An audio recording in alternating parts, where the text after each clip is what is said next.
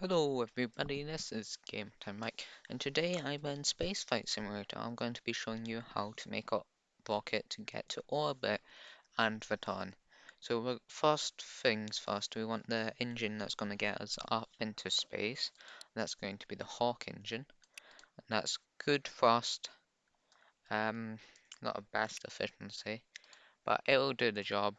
Then we want two of these 20-ton fuel tanks above that, and then the separator. So that's our first stage, and that'll get us out of the atmosphere, and then we can use the second stage in space, which is this. We've got a Valiant engine, a 20-ton fuel tank, and then a separator.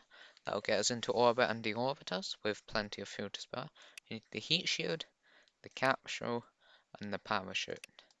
That should be everything. So we need the staging, and first stage Hawk engine, second stage separator, Valiant engine, third stage separator, fourth stage parachute, and fifth stage heat shield. You should always remember to save your stuff. So orbit 1, and then we're going to launch.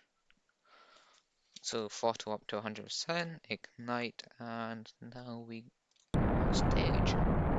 And now we've got to try to keep that line into that arrow. Use Q and E to turn. So make sure to always point to that, because that does your orbital path for you. You can do a different gravity turn, but this one's pretty efficient, so you can just use that. Try to smoothly turn into it, don't like just easily go to it, because that would increase drag. So try pointing prograde as much as possible. I didn't do it very efficient with that. You can check the map view, and this is getting our apoapsis, which is there, the highest point in our orbit. Really high, but we are using a lot of fuel.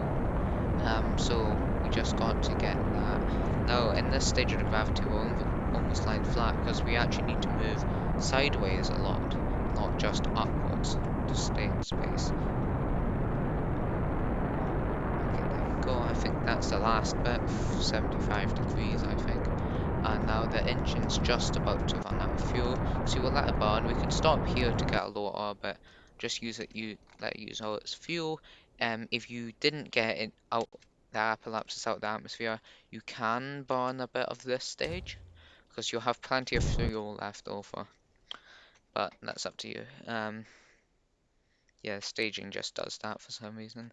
So we want to actually time warp up to our apoapsis, well, just before it, and then ignite that Valiant engine and point prograde, but a bit upwards, because we have low thrust to weight ratio right now, so we want to point upwards. If you see that you're going towards the atmosphere faster than that line's going above the atmosphere, look a bit further up, and that should do the trick.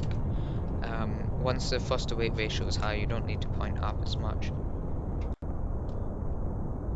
Now the fuel is fine. You can turn on physics time warp if you want.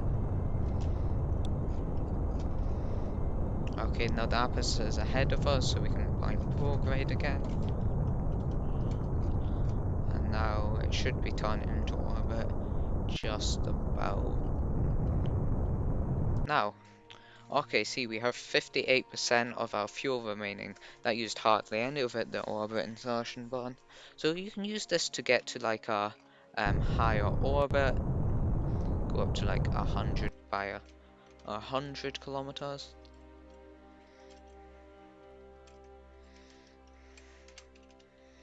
If you really wanted to do some docking, I'll do a tutorial on that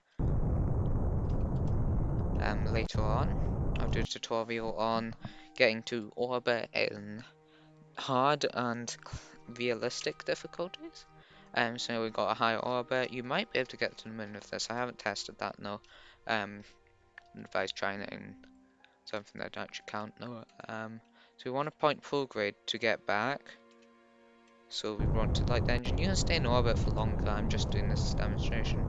So you want it so apoapsis is low in the atmosphere. You might want to make it hit the ground too sharp a descent, and you'll um too much G-force, I suppose, but that doesn't really matter in this game. But you might hit the ground too hard if it's thin atmosphere, but that's only really a thing on Mars. And also, but it should be fine like this. If you go too high, you'll experience too much heat. So we're just going to time warp down there. And now we are heating up, see, because of re-entry. So we'll stage that separator so our heat shield takes the brunt of it. We don't need that rocket stage anymore. That's getting mighty toasty, so at around 200 degrees Celsius, 250 degrees Celsius, you'll see that engine burn up and that part of the rocket burn up. See, there we go. Explosions! Everyone likes explosions. Now, as you can see, that point is going down, which means our apoapsis is actually, well, periapsis now sinking underneath the Earth. Apoapsis now is fine. Make sure to keep the heat shield pointing prograde, so keep pointing retrograde. And you can just time warp through this, it'll make it harder to control though. So wait until the height gets low enough. Yeah, look at that, lots of drag as we're entering the lower parts of the atmosphere.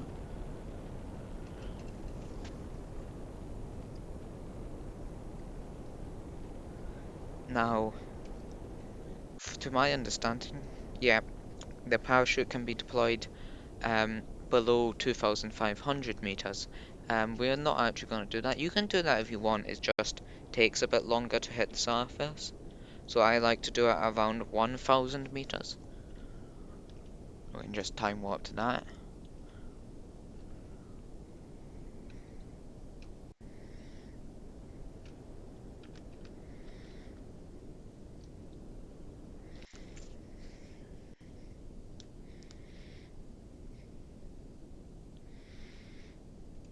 Okay, we're at that, so we just click on the parachute or do the staging. And now we've got it half deployed. You can deploy it further by clicking on it, but you have to do that below 500 meters, and it'll do it automatically at 300 meters. You want to get down there pretty fast so it's not boring. So we won't do that. We won't manually activate it. We'll wait for it automatically. 300. See, all done. And now we're about to land, so I actually want to ditch the heat shield to slow down a bit, but also so we land on the capsule and not the heat shield, and you can do that, so why not? And nice explosion down there, and then the capsule will just come down.